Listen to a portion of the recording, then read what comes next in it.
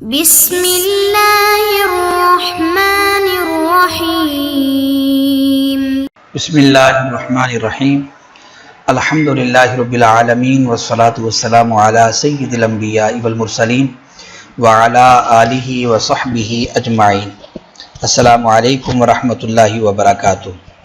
عزیز طلبہ، آج ہم المرقات کا سبق نمبر 56 پڑھیں گے اور ہمارے آج کے سبق کا عنوان ہے قیاس کی تعریف اور اس کے اقسام۔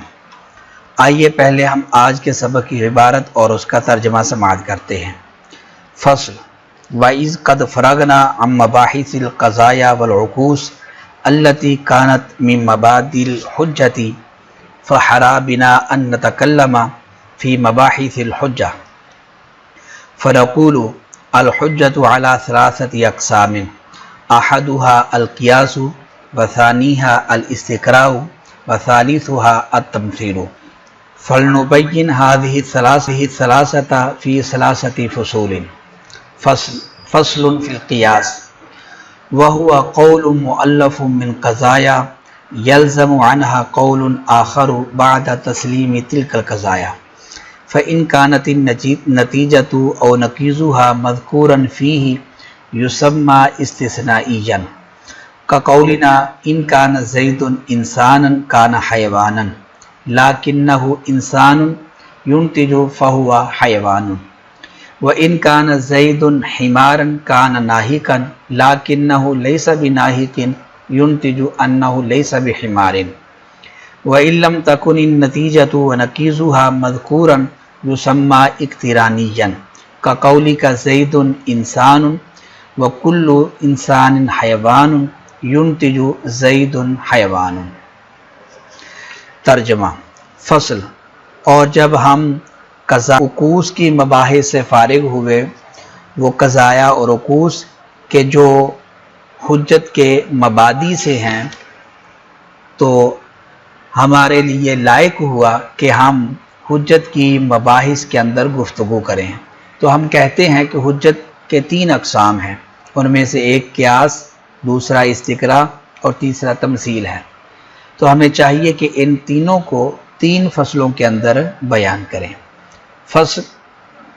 یہ فصل قیاس کے بارے میں ہے، اور قیاس ایسا قول ہے جو چند ایسے قضایا سے مرکب ہوتا ہے کہ جن سے ایک اور قول لازم آ جاتا ہے ان قضایا کو تسلیم کرنے کے بعد۔ پس اگر نتیجہ یا نتیجے کی نقیض قیاس کے اندر مذکور ہو تو اس کو استثنائی کہا جاتا ہے، جیسا کہ ہمارا قول کہ اگر زید انسان ہے تو وہ حیوان ہے، لیکن وہ تو انسان ہے، نتیجہ آئے گا لہذا وہ حیوان ہے۔ اور اگر زید حمار ہے تو وہ ناہک ہے، لیکن وہ تو ناہک نہیں، لہذا نتیجہ آئے گا کہ وہ حمار بھی نہیں۔ اور اگر نتیجہ اور نقیض نتیجہ مذکور نہ ہو تو اس کو قیاس اقترانی کہا جاتا ہے، جیسا کہ آپ کا قول کہ زید انسان ہے اور ہر انسان حیوان ہوتا ہے، نتیجہ آئے گا کہ زید حیوان ہے۔ عبارت اور اس کا ترجمہ سماعت کر لینے کے بعد اب آئیے ہم عبارت کی وضاحت سمجھتے ہیں۔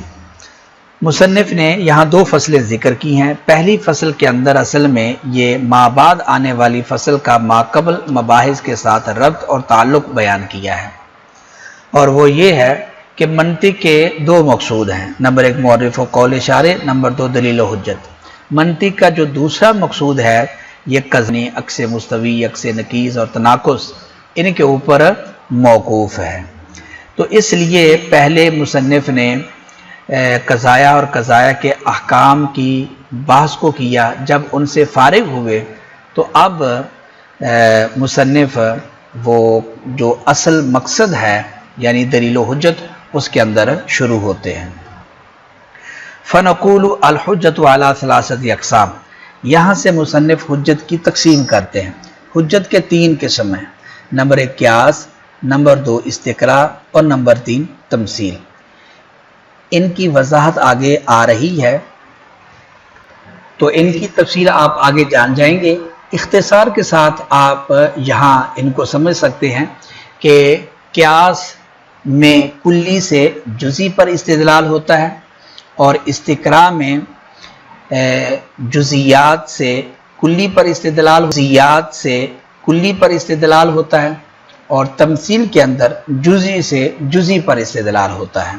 یعنی اگر کلی سے جزئی پر ہو تو یہ قیاس، اور جزیات سے کلی پر ہو تو یہ استقراء، اور اگر جزئی سے جزئی پر استدلال ہو تو اس کو تمثیل کہا جاتا ہے. فصل فی القیاس. اس فصل کے اندر مصنف دو باتیں بیان کریں گے. نمبر 1 قیاس کی تعریف، اور نمبر 2 قیاس کے اقسام. تو قیاس کی تعریف یہ ہے کہ هو قول مؤلف من قضایا یلزم عنها قول آخر بعد تسلیم تلک القضایا. یعنی قیاس اس قول کو کہتے ہیں کہ جو چند ایسے قضایا سے مرکب ہو کہ ان قضایا کو تسلیم کرنے کے بعد ایک اور قول کو تسلیم کرنا. جو ایسے قضایا سے مرکب ہو قول، اس قول کو قیاس کہا جاتا ہے. مثلا مثال کے طور پر آپ دیکھیں، ہمارے پاس ایک قول ہے جو 2 قضایا سے مرکب ہے. مثلا العالم متغیر، یہ ایک قضیہ، اور وکل متغیر حادث، یہ دوسرا قضیہ.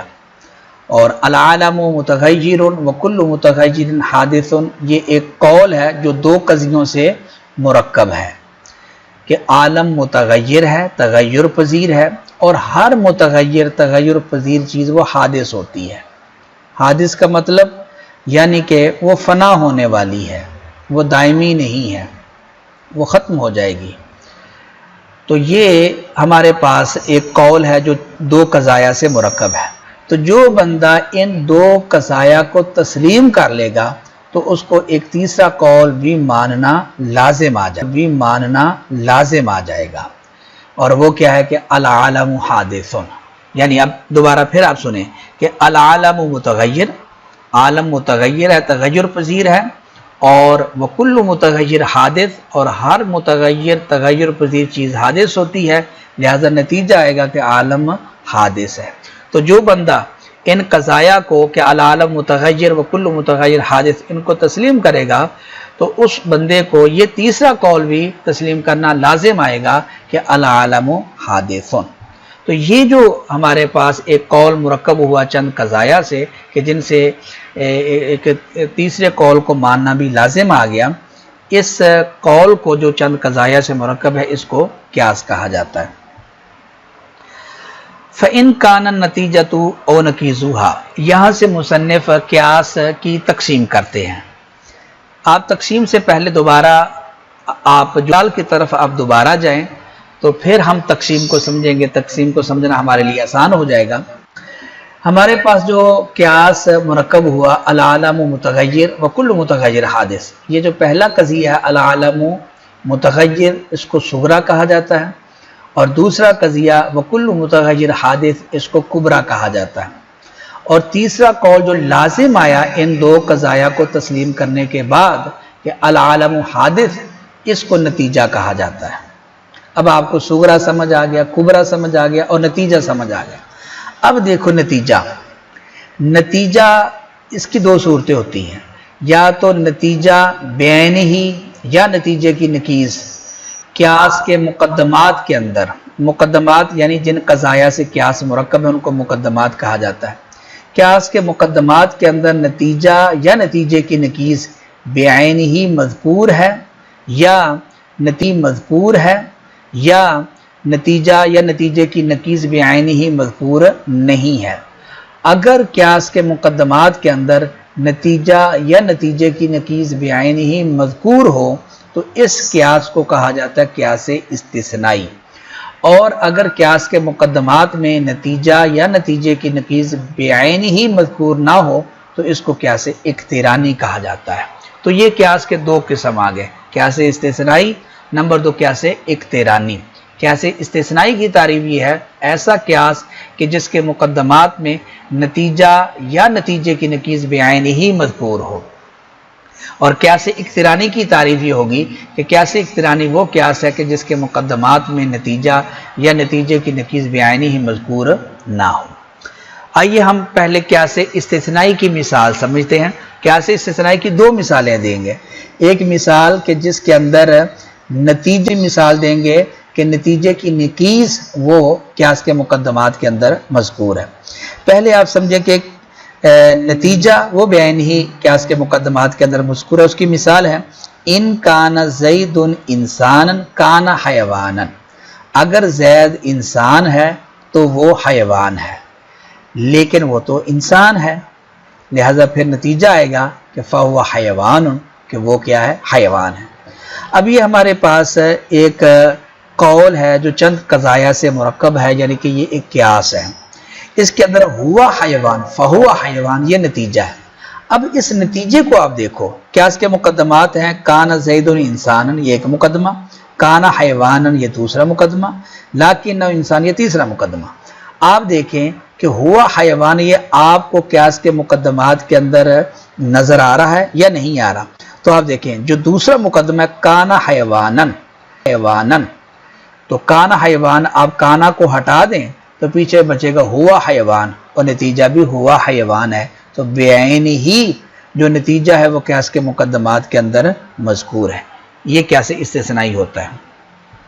دوسری مثال ہم نے لینی ہے کہ قیاس کے مقدمات کے اندر نتیجے کی نقیض مذکور ہے۔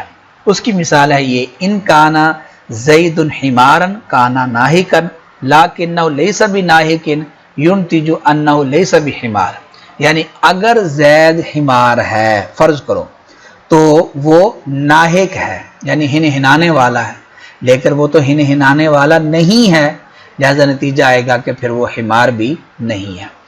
اب یہاں جو نتیجہ ہے ہمارے پاس وہ ہے انہ لیس بحمار، زید لیس بحمار، یہ ہمارے پاس نتیجہ ہے۔